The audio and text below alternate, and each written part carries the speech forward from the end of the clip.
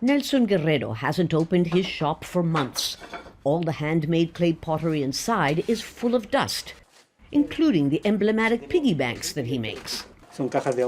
They're for saving money and for good luck, he says.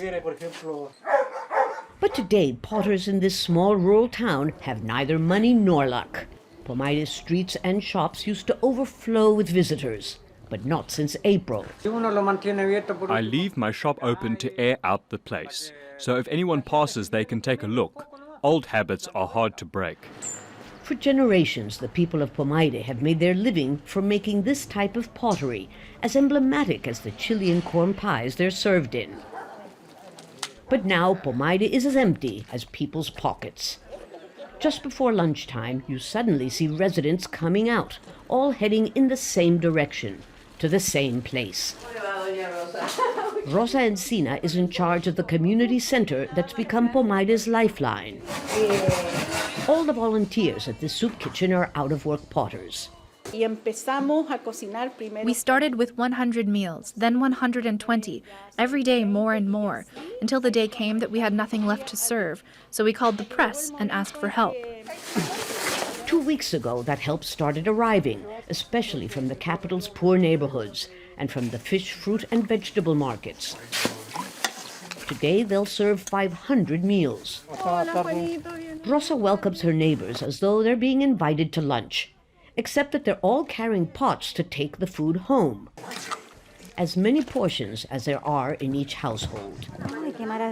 On this day, they're treated to a seafood stew with salad and a fruit.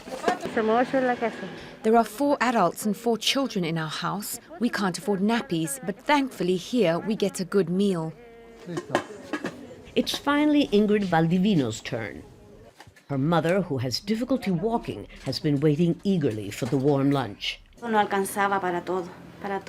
Before, we sold enough for all our needs. Now my father and I have no work, and I have 2 children. The house is humid and cold because, as in most homes, the floors are made of dirt. But Ingrid's pottery, like everyone else's, is gathering dust, so there's no money for heating.